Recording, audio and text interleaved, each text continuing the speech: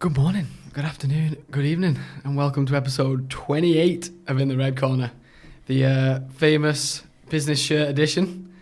Wear the same shirt to work day. That's it. Here we go.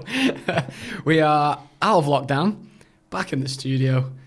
I'm back on your screens. Happy days, everyone. This week's podcast, we're going to have a look at the Merseyside derby.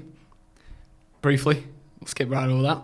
We'll have a look at kind of what's next for Liverpool. Have a little chat about United, cruising through the week.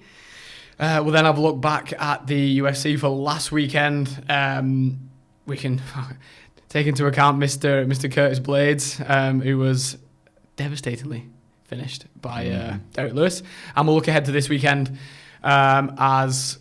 I've gone blank. What's his name? Jairzinho Rozenstruik will be fighting Anthony Joshua. Ciryl Gane. Yeah, Ciryl Gane. The French Anthony Joshua. Le Joshua. Yeah, Le Joshua.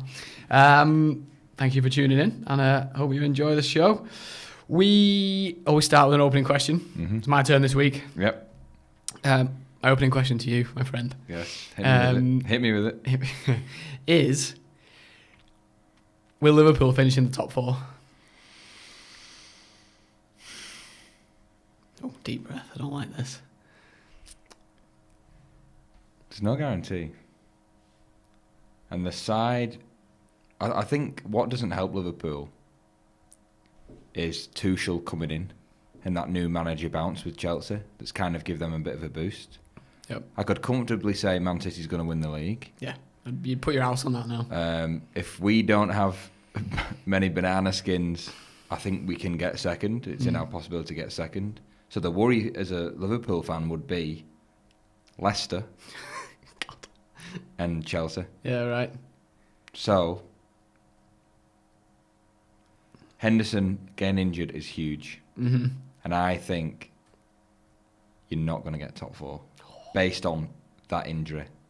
Because you think that's the over the cliff kind of?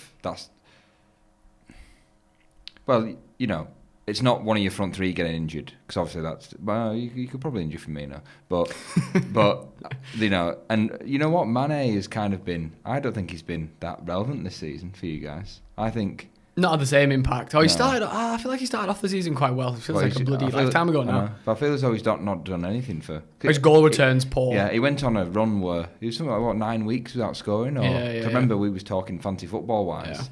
Yeah. But anyway, I think... Your problem is Leicester and Chelsea. I really do. And Tuchel coming in, you know, I mean, I know I was critical of him, but so far so good. He's found a system. He's got them well drilled. Yeah. And Leicester, you know, I would go as far as say Leicester probably, I'd say Bayern Munich are probably the best run club in the world. Close second, probably someone like Ajax, the way that they are run with... They know that they're a selling club, get good fees, constantly bringing through that talent. Van der Sar still there? Yeah. But Leicester, I would go as far to saying, is they're probably second or third best run club in the world for me. The way they operate, the way they are, the project that they've gone with Brendan. Yeah. And Brendan would love to sneak in with you guys. And the thing with Leicester is how they fell short last year. That this is the kind of next progressive step to then get into the top four this year. Yeah. So I just think the way Leicester are playing, the way Chelsea with the new manager, I think it's going to be very difficult for you to get in. What's your thoughts? I find it hard to disagree. It's on a knife edge at the minute. It can go, the next couple of games could sway it either way. Really, we've got to go and play Chelsea end of next week. Next Friday I think we play them. Chelsea as well. Straight after you. The danger is it's still close. It's where there's teams below us who are maybe 3-4 points below us. Villa, Everton are equal points to us. Spurs I think are 4 points behind us. They've all got games in hand over us. All of them. Yeah. So we drop points. They win the game in hand. We're staring down the barrel at 9th. Yeah. When you look at the league. It's again. I don't think I'm confident in that Klopp will be able to turn it around and that we'll be able to have a bit of a rethink and just pull some results out of the bag here. But I've been saying that for weeks. All Liverpool fans have been saying that for weeks. Like, this is it. We turned around. Like, that's the Leipzig result. After the performance at Leicester, we keep thinking you're turning a corner, and then you're dropping points again. I know it was a derby, and that is what it is. But there's no guarantees, and we've lost Henderson now, which is, in a season like this, it's two positions that we're now weaker in. Mm-hmm. We haven't got him available for midfield at all now, and he was our auxiliary centre back, who was doing a job as a bit of a midfielder with those long balls. We were still our most creative player almost from centre back. You take that out now, you just struggle to see what we're going to do. We need to have a real rethink. Huge gamble. I'll throw it back to you. Yep. If you're Jurgen Klopp, do you put all your eggs in the Champions League? Because that's the best way to qualify for the Champions League again, to defend your trophy. Like you did many years ago in 2005 when you didn't qualify. Yeah. Everton did. I've thought about this. But look, we were dropping points in the Premier League. Have we got a Champions League winning squad now? On paper. The first 11 we've got to choose from now. Is it a Champions League winning squad? No. I'm not so sure that it is. And usually you could rely on the momentum that Klopp's brought, the Anfield crowd brings, the history and all that kind of stuff. We haven't got any of those things at the minute. We haven't got that crowd, which is the 12th man. Yeah. We haven't got the momentum that we can keep building on game. I don't know if we've got the belief in the squad at the minute. I don't see it. I think we'll probably get through this round now. We've got we had a good result against Leipzig, but whoever we come up against with next, it's going to be really tough. Jota can't be too far away. Yeah, and that's what I wanted to touch on next. I guess is what next for us. There was sad news today that Alisson's father's died. Oh really? I think something like he drowned or something. Really? Like an accident. Yeah. So I don't know what that means for Alisson, whether he obviously takes some time or whatever. You'd probably think so. I've got a feeling that Kelleher might be injured as well, so it might be Adrian back in net, which is not great when you've got an absolute makeshift back four. I don't know who the back four is going to be. He won't be able to go home, similar to Klopp. Oh, true, he won't. Yeah, that's very true. Oh, I don't know. I'm assuming not anyway. Yeah, true. But even mindset-wise, he might not play. Yeah, he probably might miss a... Yeah. It's completely understandable, that is what it is. But it's that knock-on effect that we've been talking about all year through everyone playing out of position and just not used to playing with each other. And now we're going to have 2 games back-to-back almost with Sheffield United and then Chelsea game within a week. So there's no time on the training pitch there. Then straight into the second leg. None of it's ideal. And I don't want it to sound like excuses for where we are. But it is a fucking massive excuse that we're hanging on by a thread. Yes, we looked how we've got Jota back in the next couple of weeks. I don't know when though, and it might be too little too late by then. I think Fabinho may well be back for either the Sheffield United game or the Chelsea game, but I'm not 100% sure on that. Oxlade-Chamberlain's been on the bench, but clearly isn't fit because he's not playing him. He's clearly not he's definitely not match fit. He's hardly played since he's had his knee injury. If there was ever a time you hoping for Thiago to step up, this is the time. Yeah, I just don't think. That's not the player we signed. We didn't sign like a Steven Gerrard-esque, grab the game by the scruff of its neck and drag us through. We bought a creative midfielder that would supplement that first 11, none of which are playing currently. So, it doesn't work like that. He doesn't work in this system. And certainly if your best midfielder in Gini Wijnaldum's free in summer, and there's another hole to fill. And poor Gini, she's gone in the summer now. He's just goosed. He's not. Everyone else is falling to bits around him. Hanging on by a thread, and he's going every week, playing out of position. But he's playing that kind of 6 role that he's not entirely comfortable with. And again, it's not so much him; it's more what's around him as well. It doesn't. None of it helps. New young centre back doesn't help. Again, not his fault. Just doesn't help. And then the front three are just looking a bit blunt, aren't they? But they haven't got the same service. We can't play that same system. He came out for about 10 minutes when the start of the second half against Everton. Played really well. That high octane, high press, winning the ball back, chasing it down. But it literally lasted about 10 minutes. And whether they ran out of steam or just didn't think they could maintain it because they didn't have that confidence in what was behind them. I don't know what's next. I don't know what. And conceding early on as well. Conceding early on, never helps. The playbook goes out of the way, doesn't it? There's the famous kind of saying in boxing, like everyone's got a plan, so you get punched in the face, and then that's exactly what happened there. I think you go in there and you want to control the game. You concede. What was a good goal, really? Not a terrible kind of defensive mistake. It was a good ball through, wasn't it? I think as a centre back, for me, Kabak's got to be a bit more closer there and kind of. It's easy to say you got to read it, but Jamie Carragher reads that, and it's kind of experience, isn't it though? And it's being comfortable in what's around you and your team and all that kind of stuff. Yeah. So it's not great defending, but it was a good ball and it caught him out early in his career. Charlton's a good player. Yeah, and that and that happens. You head goal. We were poor. We were really poor, and it's disappointing to lose that record against them. But in the grand scheme of things, that's not that important right now. It's more what's the plan next? And you feel for Jurgen. He's got to put something together. It's like you're cobbling a bit of a squad together with no real trading time on the pitch. Not heaps of time on the pitch to get it working. He's just got to come up with something. And I don't know whether it's like a gung-ho option. Do we do a Liverpool 13-14, solve the defence, let's just outscore teams? Yeah, we're going to concede 3, but we need to score 4. Do we just go for that approach? Yeah, I think obviously injuries haven't helped. We spoke before about injuries and thin squad. We spoke about how spent they've been.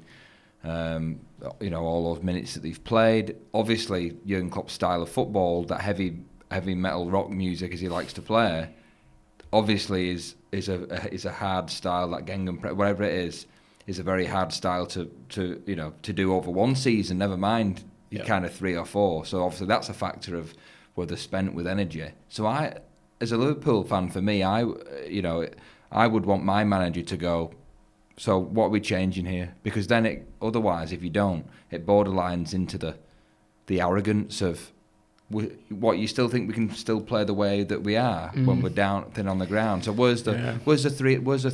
You've got 2 young lads at centre back and we've got no centre backs. Why don't you put 3 in there? Why don't you still have wing backs and go like Chelsea have done with Tuchel now? Have 3 centre backs, because if they're that shaky, 3 can help, and still have your 2 wing backs. Change the middle, and do you go wide? Do you go 2? You've got to do something different. He's got to think of something different. You're exactly right. I think you're bordering on there where he's got such belief in this system. Yeah. He's drilled into the lads that this is the system we play, and you don't want to give up on it too soon, because then you diminish the system a little bit. But I think for Liverpool, especially now, we've bought players. We've not, apart from a few of the big signings, we've gone out and bought players that aren't that expensive, really. Yeah. Your Andy Robertsons, that you've bought specific players. Moneyball. You bought specific players for a specific job in a specific system. Yeah. When those players aren't in the system anymore, the system doesn't work. Yeah. You can't ask some other fella to come in and just do it, because it's that's not how I play. Yeah. You know what I mean? And it's hard, but he needs to come up with something, some other plan. We need to see, and he's got to do it quick, because if we keep doing the same, stick with this system, teams know how to get results against us now. And it's nothing new. They've done it for years. This low block, the Burnleys, the Sheffield Uniteds of the world have done this for years. The problem is we've been good enough in the past to overcome it and nick one.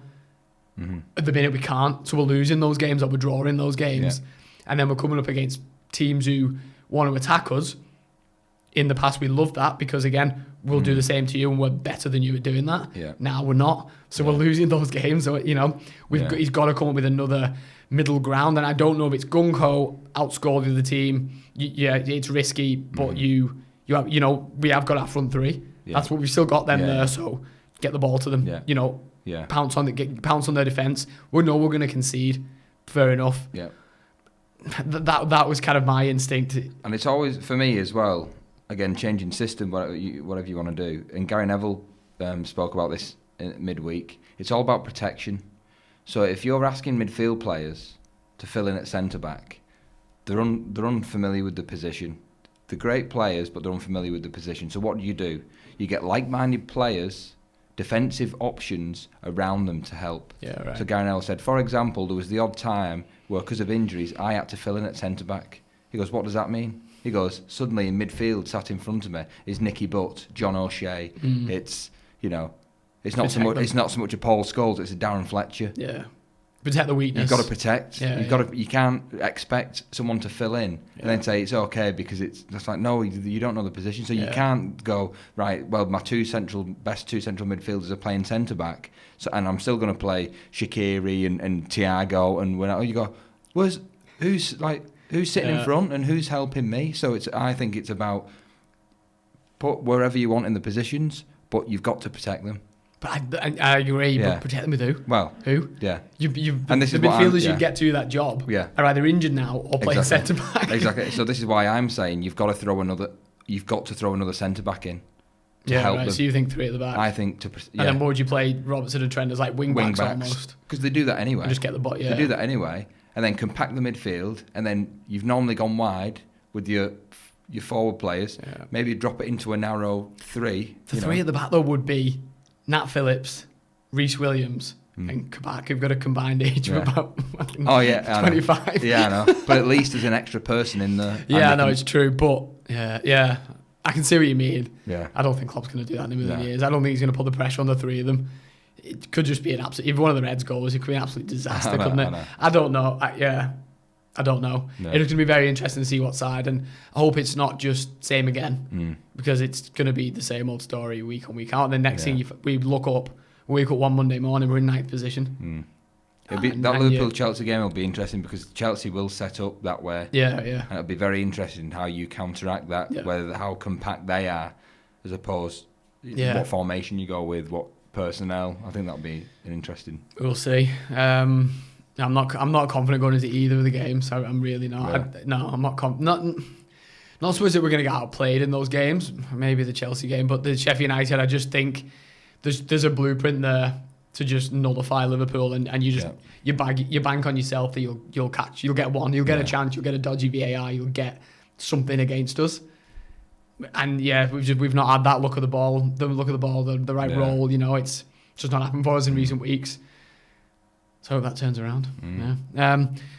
On your end, I'd kind of described it as a bit of a cruisy week. It was all right, wasn't it? Like when we recorded last, it was the night before the Sociedad game. 4-0, happy days. Yeah, but for me, it wasn't a 4-0 game. Right. They still had chances. Yeah, right. Okay, so it flatters you a bit. It does flatters us a bit, And Modest of you to say so. Yeah, no, it was. For me, it wasn't a 4-0. Sometimes you walk off a 4-0 and you go, it could have been 6. And I go, they could have probably scored 1 or 2.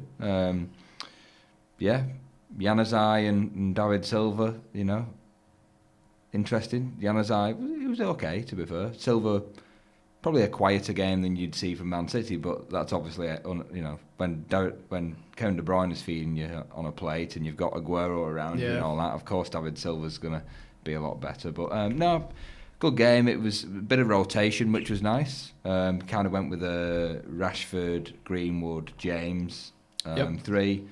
So rotated a little bit. Bailly came in, Tellez came in. Donny?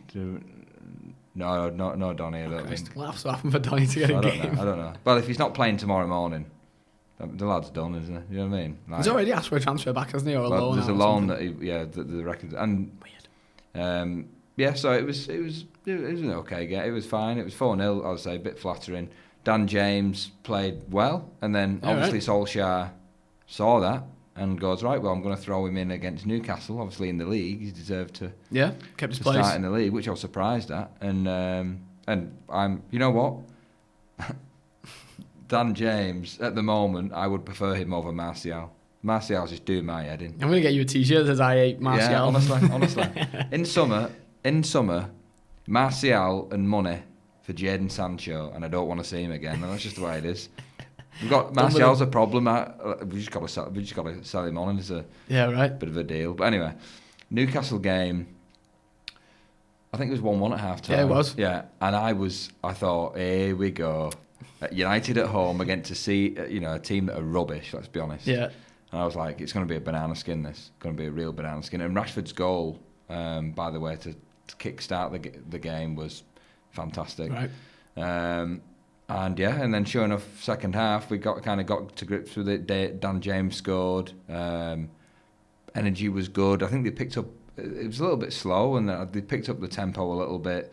And then towards the end, Bruno does Bruno things and scores the penalty. So it was comfortable, but there was moments in that game that you was like, they're going to catch us, and a bit nervous. Okay. So that was another one that I feel as though we kind of got through, and it probably could have been, We got a bit of a sterner test now. Then you've got Chelsea next, right? Yeah. You've got Europe in the morning, so you got Sociedad again. The highlight of the Newcastle game is a young lad made his debut for United, came off the bench, called Shola Shotire. Right. He's only a 17-year-old. Now, it's funny how life works, because Shola Shotire, whatever his name is, it's basically Shortire. That's the way it says, so I'll just call it Shortire. I think he was born in Nigeria. Right.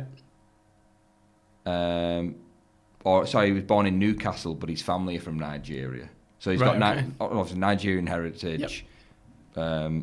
I don't know, I presume he lived in Newcastle, etc. Anyway, family's from Newcastle. Yep. His name's Shola, so he's obviously named after Shola Amiobe. Yeah. Clearly, being Nigerian. It has to be. And the lad makes his debut against Newcastle. Okay, cool. And I think that was the thing that Solskjaer kind of... Has he come up through your academy? Through the academy. And we signed that, obviously, that Giallo in the reserves. He's been making matchday squads, and I want him or Shortire. I want them to get a start in the morning. Right. Give him another go. Let's go a B team. I want to see. You'd have to go. Yeah, it'd have to be go so wouldn't it to drop a 4-0 lead. And I don't want to Can we drop Maguire for this one? Do we need Maguire? Do we need any centre backs? Can Tanzebi not play? Why is Maguire having another game? Yeah. And then it's a perfect chance to rotate. Give another one for Henderson. Give him a game. Van der Beek, give him a game. It's like don't go that far, mate. Yeah, well, exactly. But maybe Greenwood, Giallo, give Rashford a rest, give Bruno a rest. I don't even want to see him. I don't want to see Rashford and Bruno. You put some of them on the bench, couldn't you? Break last moment if it all goes terribly wrong. You come and just shore it up. But it's a good chance that's to what see some of those. I'm looking forward to watching it in the morning to see if there's any. Certainly this Giallo, what he's doing in the reserves are good, and the lad I've been saying, Hugill in our reserves, who we got from Sunderland, throw him in. I want to see him up front. Give some of these kids. All the lads a go. Yeah. But we'll see anyway. But I'm expecting again another 2 or 3-0. I'd like to think, depending on the squad. If it's kids and then probably maybe a 1 or 2-0. But then Chelsea's. It's a much tougher game. Yeah, I don't want to face Chelsea. Are looking good at the moment. Yep. And this is exactly, we bring it back to Lampard. Yesterday, Chelsea beat Atletico Madrid in Atletico Madrid, beat them 1-0. And that's what Atletico Madrid do to people away from home or whatever. And that is the prime example why Frank Lampard got the sack. Because there is no way in hell that Frank Lampard could have got a result like that. No, you're right. Tactical naivety, whatever it is. Yeah. There's no way he's pulling off an away win against Atletico Madrid. There's just no way. Very few teams go there and do that, do they? Exactly. Yeah. So it makes you wonder... He's got a good squad. We said this at the time when he took over, and he's inherited a really good young squad. Everyone said he was going to win the league, do you remember? Yeah. Start of the season, he's inherited a very, very good squad, and they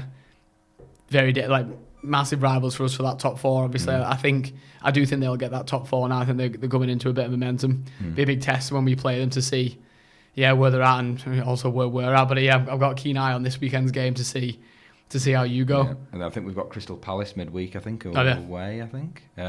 Who, I don't know how they won their game the other day, by the way. There was FIFA stuff. I don't know if you saw the stats. I only saw the result at the end. I think they had 2 touches in Brighton's box, I think. Joking. They had 3 shots on target. Brighton probably had about 16. They had Roy 20 Hodgson, efforts. king of efficiency. This young Roy. Benteke. Yeah, Benteke is another one.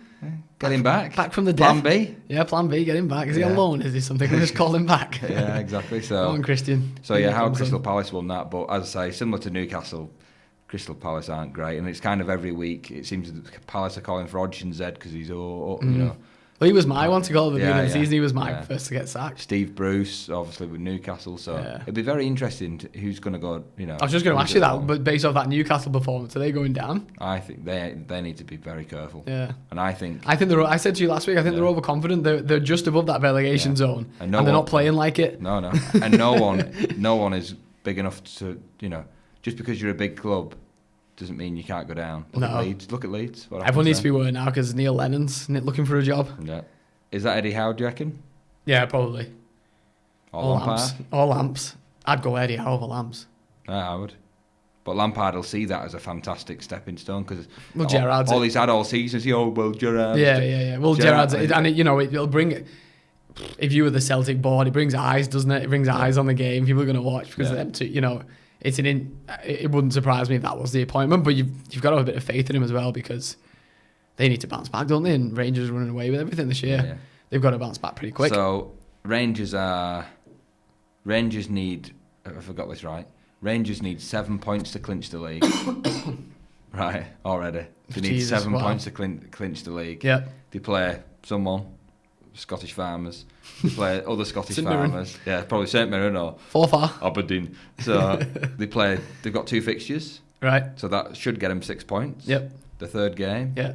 Celtic. Unreal. You just couldn't write that, could you? Celtic. It's like all Gerrard's dreams are coming true. It's just at Rangers. Yeah.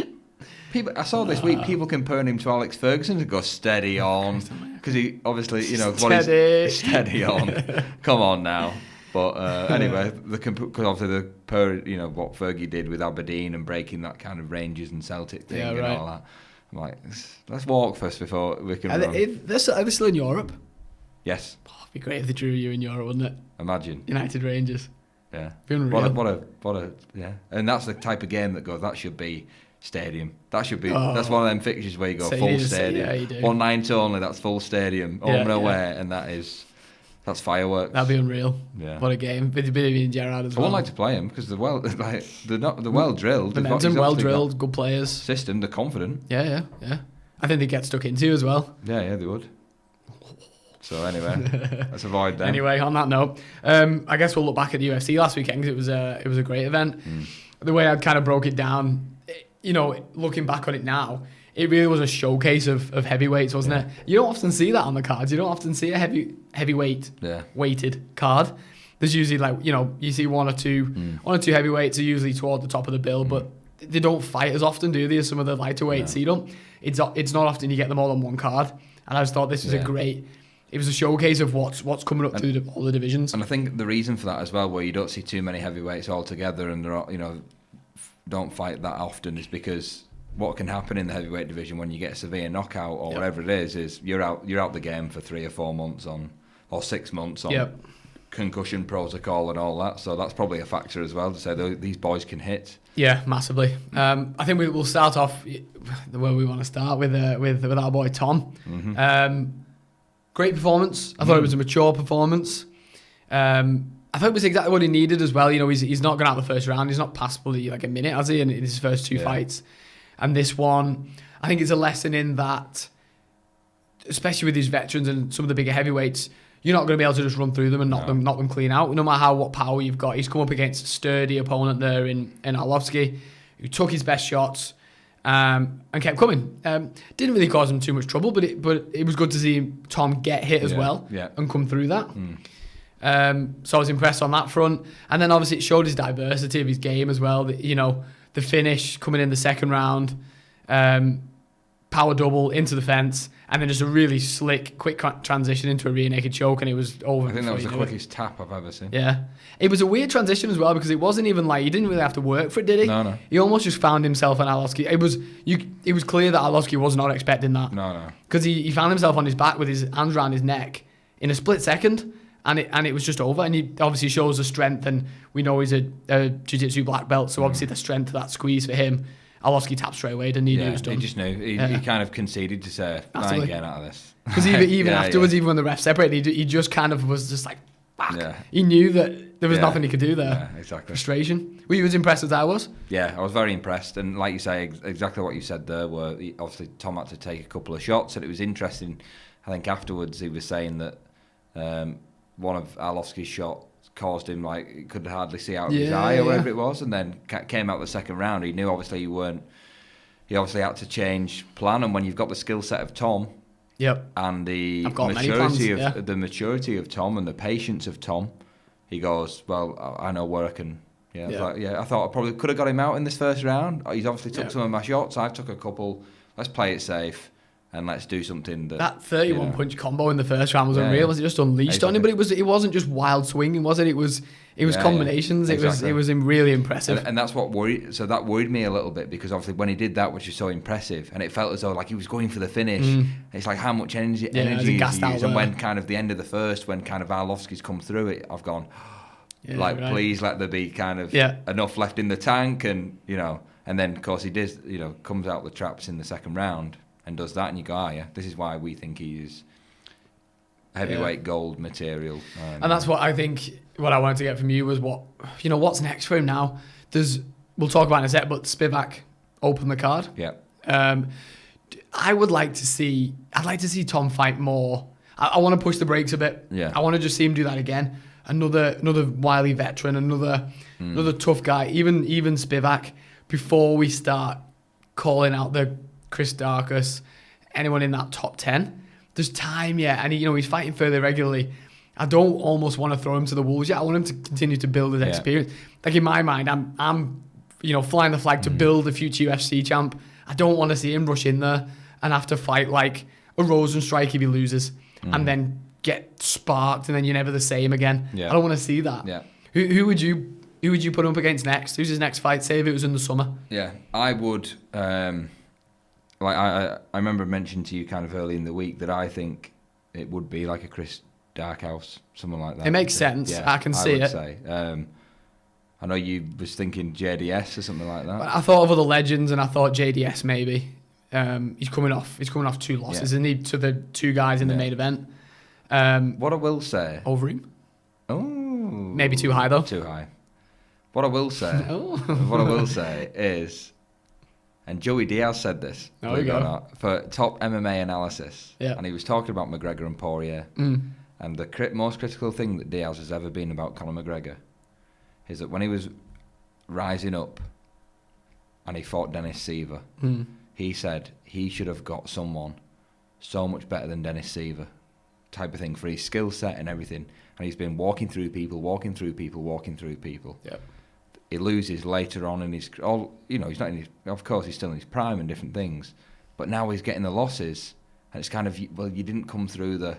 Come through the adversity at the start, yeah, right. And that's what I feel. And if you flip that to Dustin Poirier, Poirier fought Conor McGregor. Yep. Took that loss young in his career. And look at him now. He's gone back to the gym and he's better than ever. So on the flip side, you could argue that if he does shoot for the stars, in a sense, or get someone that is tough, he loses. This could be the best thing for Tom, because in time he would have come through the other side, worked even harder in the gym, and when he gets into that top 5 and everything, he's comfortable. He's been through it. He's been through the emotion. He's been through the pain. He's been through the adversity. So that's one thing. I completely see your point there, and I think sometimes at the UFC, you never know. Fight sports, your career could be really short. And you don't. What if you were just like, let me just fight some legends, veterans now, and then you get an injury and then fight again? You never had that chance. You do have to shoot for the stars when it's given. I think the UFC might well push him on. Yeah. There was a lot of traction around his fight in that card. He's done a lot of interviews afterwards. I wouldn't be surprised if he was on the likes of Helwani's and Brett Okamoto pretty soon. I would match him against Spivak next. Right. Okay. That's where I would get him to fight, because Spivak's in exactly the same position. He walked through his opponent the other day. Too easy. Ridiculously good grappler. So we'll give Tom a test there. And I think either one of those could kick on to fight a top 10 next. I'd like that to be his next fight. And then if he gets through Spivak, which I think he would, I think his stand-up, his ground game would match Spivak's, and his stand-up's far better. Yeah. I think he'd come through Spivak. Yeah. But then there would be no argument then, because Spivak's at a similar level that he's ready to kick on to that top 10, top 15. Yeah. I'd like to see one more.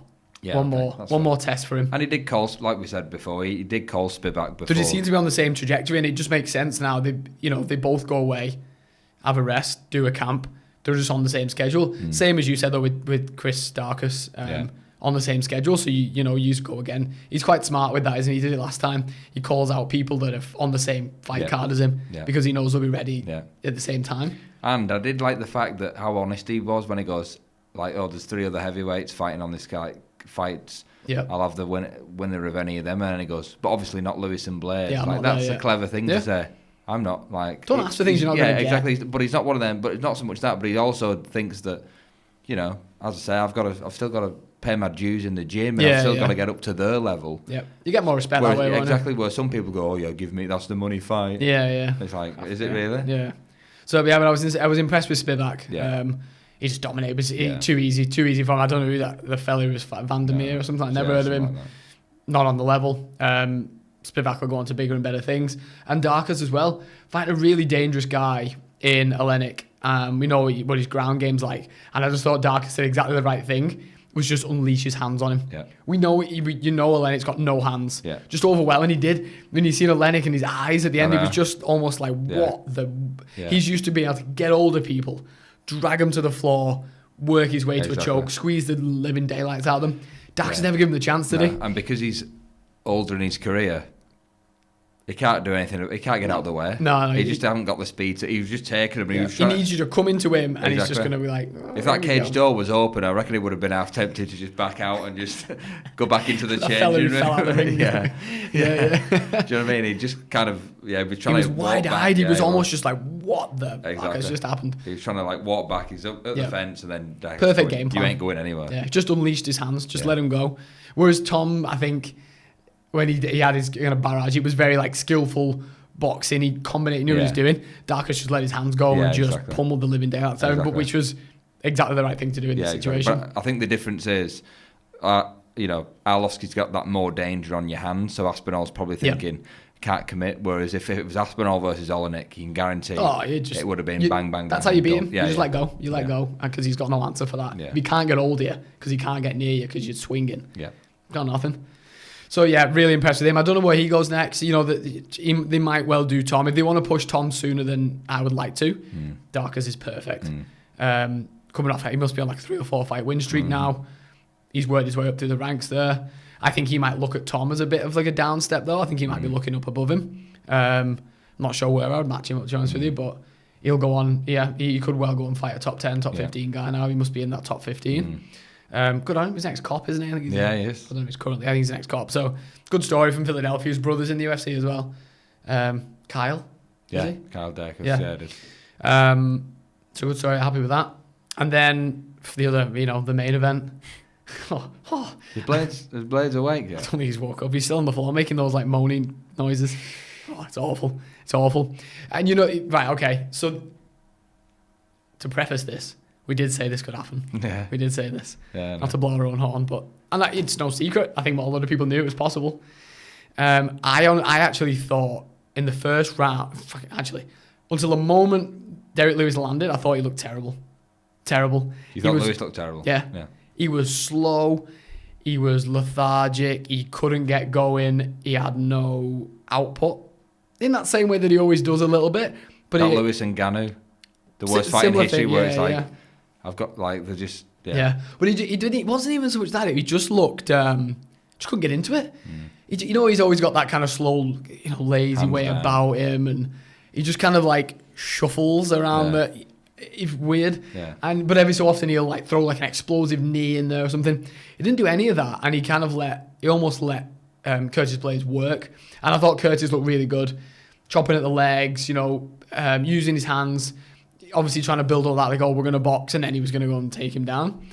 And I think, it was going fine. He was winning that fight easy peasy. What you've got to remember with Derek Lewis is that he obviously went into that fight with one objective in mind. Slam an uppercut into his head when he tries to take you down. And you knew it was coming. At some point, you can throw as many feints as you want if you're Curtis Blaydes and, use your hands and go to the head and stuff.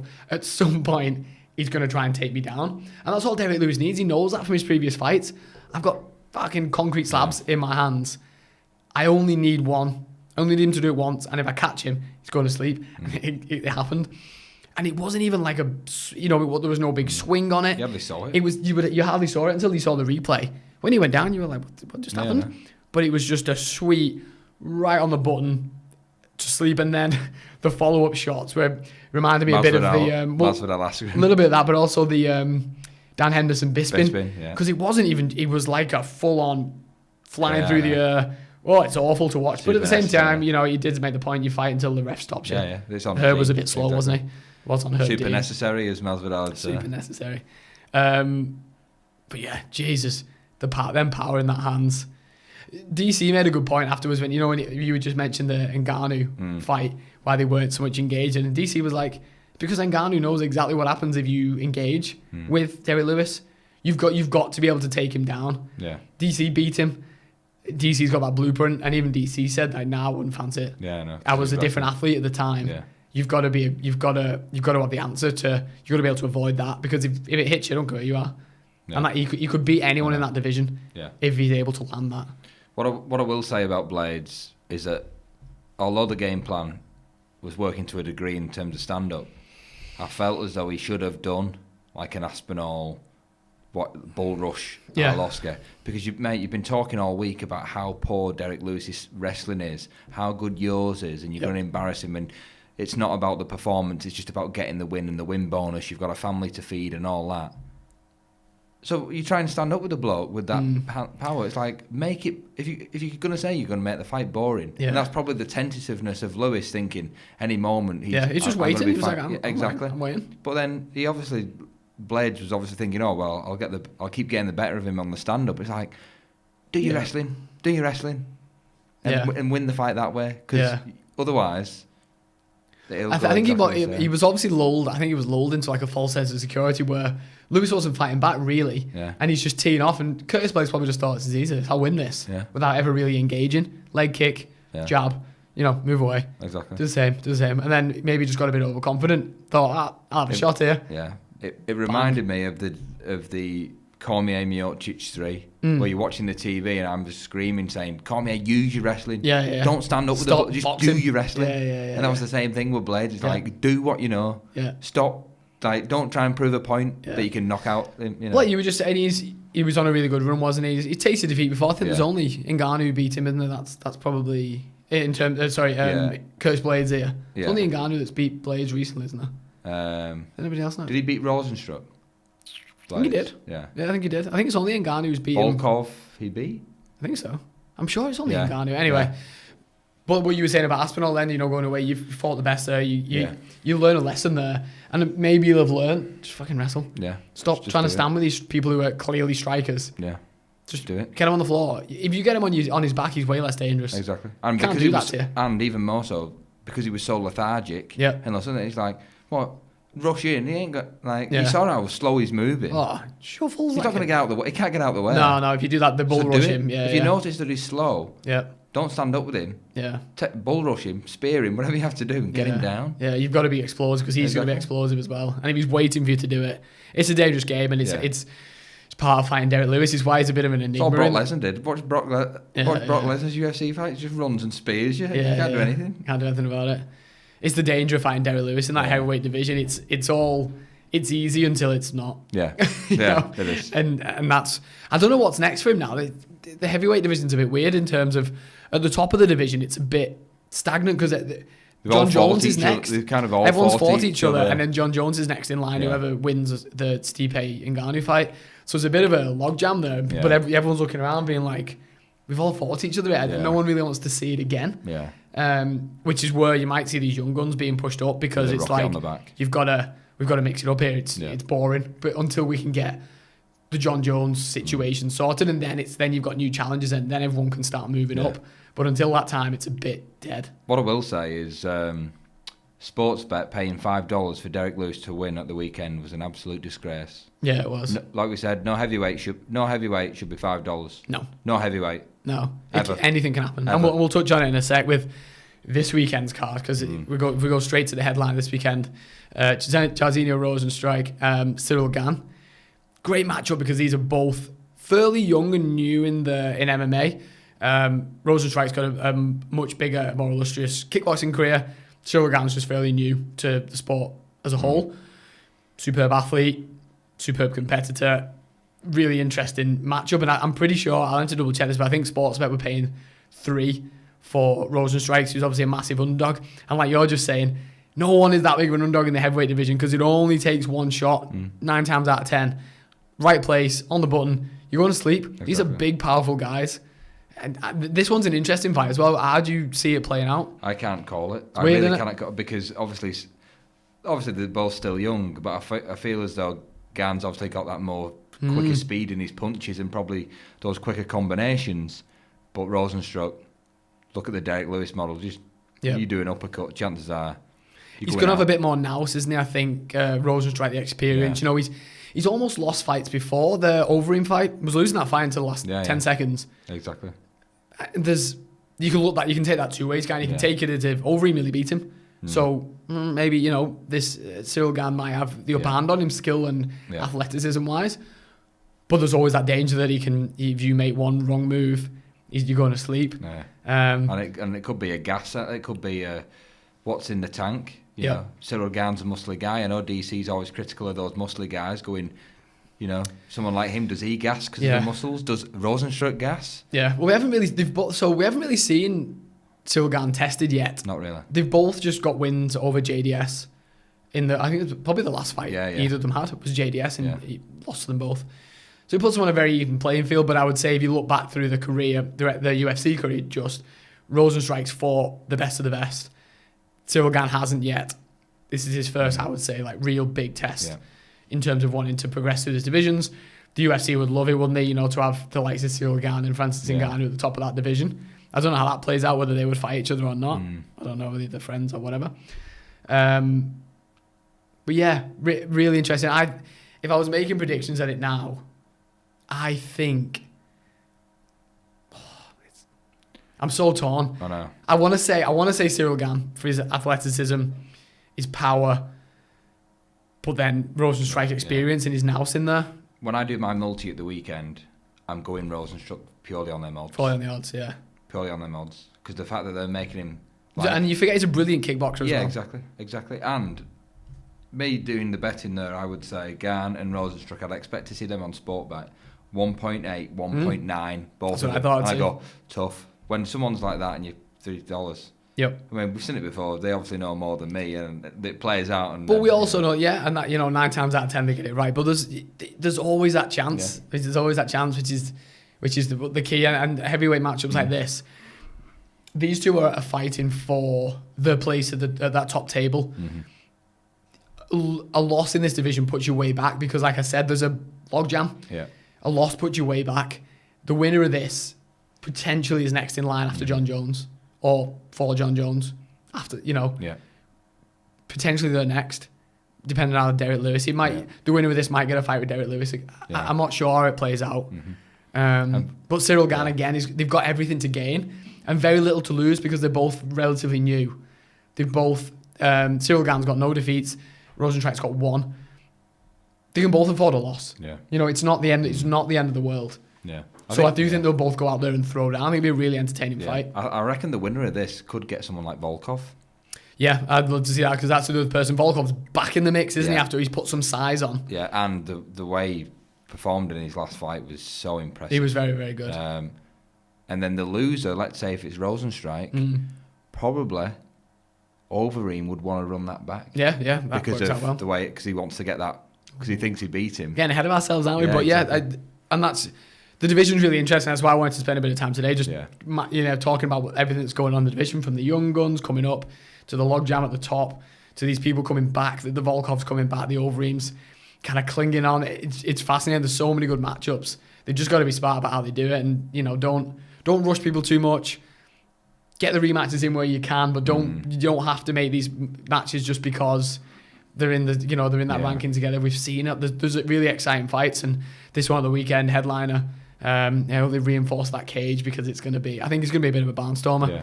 I think they'll both go and throw down. Yeah. Don't think it'll go the distance. I think we'll see one of them getting finished. Yeah. Gane's got some submissions on his record as well. Right. So. And he's undefeated, isn't he, Gane? He's undefeated, 6-0. And Rozenstruik's lost 1. Yeah. So they're really evenly matched. It'd be a fascinating stand-up fight, I think. I think that's what we'll see. So I will say Rozenstruik KO round 4. Ooh, I'm going to say... I'll say Gane, KO round 4. Right, okay. Awesome. There we go. Elsewhere on the card, it's not a super strong card, but the co-main event, Nikita Krylov versus Ankalaev. Everyone's high on Ankalaev, even though he got kind of stalled, didn't he, with the Kutalaba kind of farce and then rematch. And the series, felt like he was a bit stalled there, but everyone's been high on him for a long time. He's got dynamite in his hands, a great competitor. Krylov's got a lot more experience. He's been in there with the who's who. Yeah. Put a bit of a run together. How do you see this one going down? Your thoughts? Another tough one. Yep. Call. Krylov beat Johnny Walker last. Yeah, he did. Yeah, I think it was a decision. Decision. A lot of his wins are decisions. Yeah. If you look down his record, it's decision heavy. Yeah. Ankalaev, obviously the 2 back-to-back with Kutalaba. I'm going to say Ankalaev in this one. I think so. And I think it's going to be a lot of output, a lot of combos, but from both. But I think Ankalaev, I always say decision win on this one. Right. I will say. Awesome. I'm going to go with Ankalaev, but I think he'll finish him. Right, okay.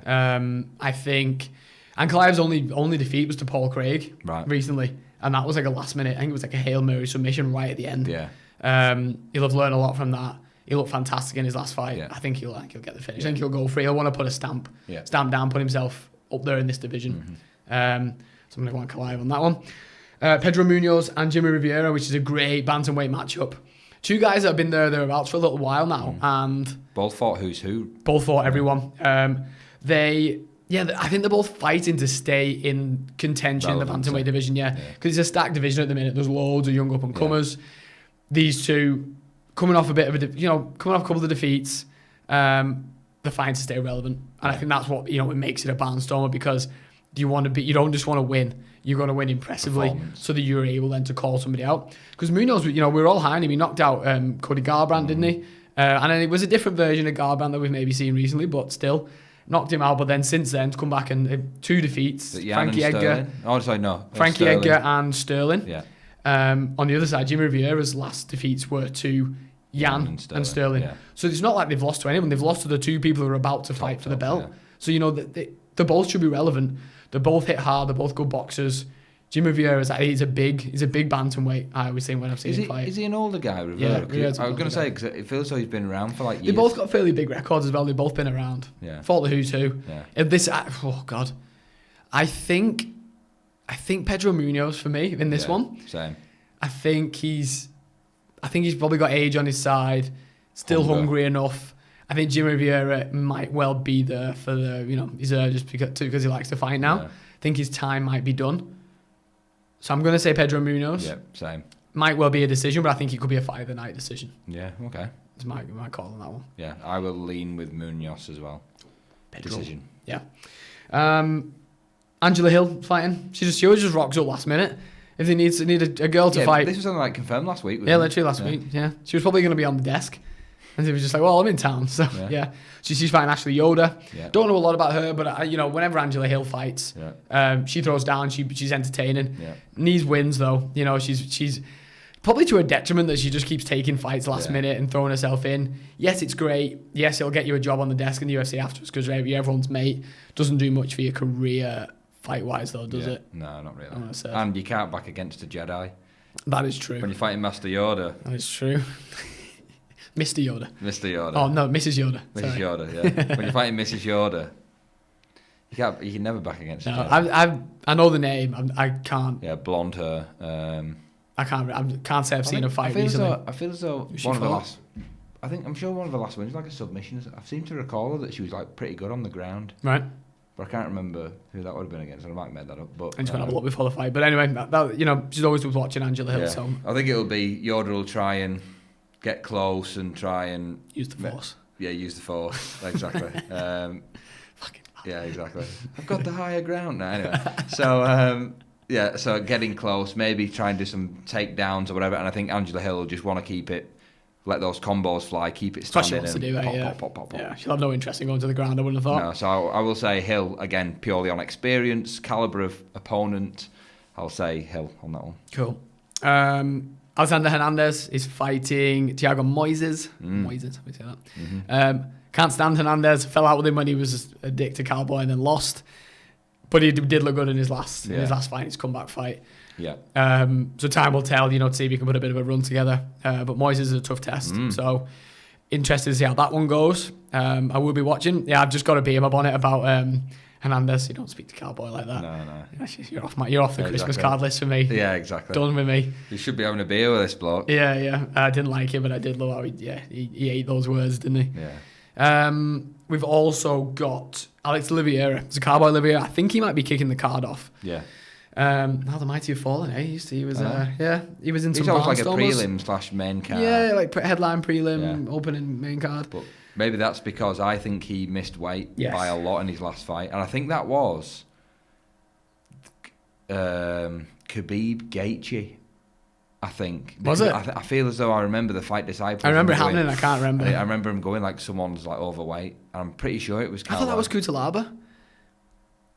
No, Kutalab the one that they didn't see. Like when they said is I he thought they even were here? wondering if he was because he was overweight because they hadn't seen him. No, I will check afterwards, but I think around that time that Khabib Gaethje, or definitely his last fight, I'm pretty sure he missed weight by a bit. Yeah, right. And this could be a punishment to say, mate. Well, yeah, and that's the thing. If you can't be trusted, you're going on the first fight because if you drop off, no one gives a monkey's, do they? Exactly. But they've thrown him in there with Razman. I can't say the name. Kuramagomedov, which means some Dagestani killer. Yeah, some who would never heard of. Some mermaid lock and Dagestani handcuff. Yeah, it's and then probably a beard like this. Yes, it's his UFC debut. They've pulled him from the back end of nowhere. I'm sure he's come from another organisation. Last minute, he was probably in town. I'm backing him. Yeah. Anyone in a name like that comes in at the last minute and is willing to fight will be an absolute killer. Yeah. Always battle the Russian. Yeah. Speaking of weight, though, there was a lot of weight misses this weekend as well, eh? Some fella missed it by 2 weight classes. Yeah. I can't even remember his name. Yeah. What was his name? Yeah, I know. He was 11 pounds over. Yeah, I know. 2 weight classes above where he's supposed to be. I can't even. You wouldn't even turn up to the scales, would you? You'd call in and be like, lads, not happening this. It was ridiculous. It is ridiculous. He'll never fight. He'll never fight at. It was supposed to be featherweight, wasn't it? Yeah. Never fight featherweight. He didn't even make. Someone said he walks around at 190. So he's basically a middleweight. Like he's a middleweight walking around a big middleweight. Fighting featherweight, it's dangerous. You shouldn't be cutting that much weight anyway. Well, he's obviously saying all you can eat buffets in Las Vegas. Yeah, I'm guessing they've had a COVID. They've reopened and he's gone out. Yeah. He blamed it on some bad fish. Apparently, he was dead sick after some bad fish at the buffet. What he eat a full shark? Massive tuna. Yeah, exactly. Apparently it made him sick, and he then had to hydrate because he was, I caught him eating a full box of bird's eye fish fingers. What are you talking about, mate? Captain Birdseye. Captain Birdseye's done us. So yeah, but there was a few weight misses. It wasn't just him. There was a few. Yeah, there was loads. I think in not the co-main, that Minna. Someone in that fight missed weight by quite a bit. The guy who fought Jared Gordon, one of them two missed weight. Yeah. Anyway, a lot Females, of weight. A lot of weight missing. Not good enough, lads. Not good enough. Before we finish, I don't think we mentioned this last week, so it hadn't been announced. Leon Edwards, Bilal Muhammad. Happy with that? Ish. I'm happy that he's getting a fight in its activity, but I feel as though I was expecting a Leon Colby. I was expecting kind of the expecting the brighter lights and going. Dana said Leon Edwards is here.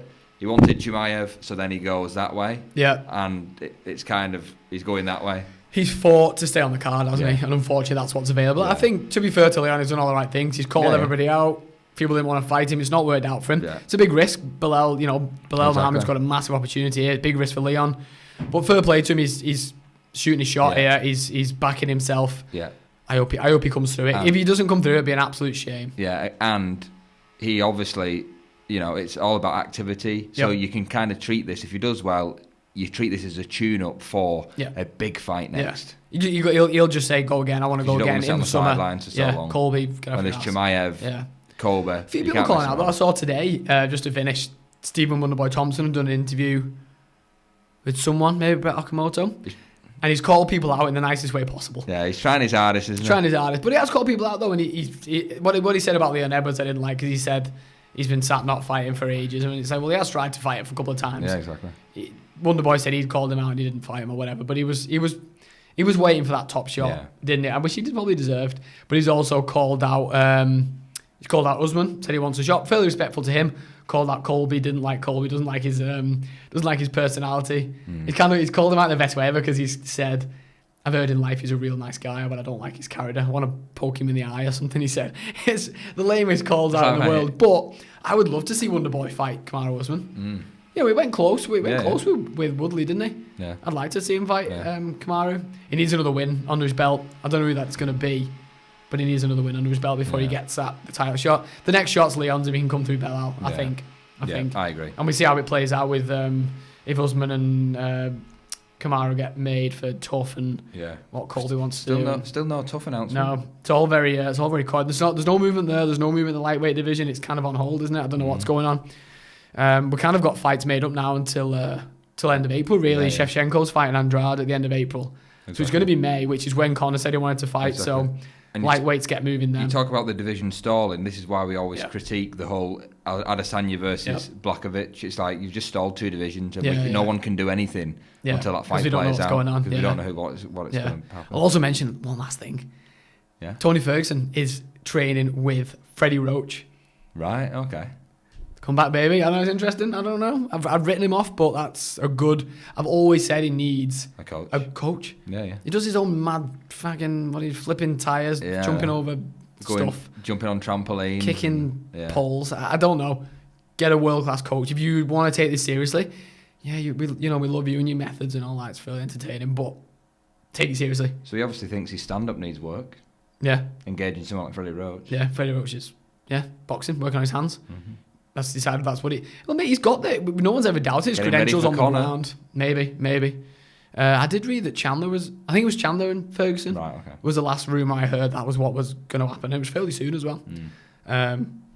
He'll fancy himself on the ground against Chandler, but not so much maybe on the feet. So speaking of Chandler, quickly, did you see the video? We're going this, are we? Yeah, no.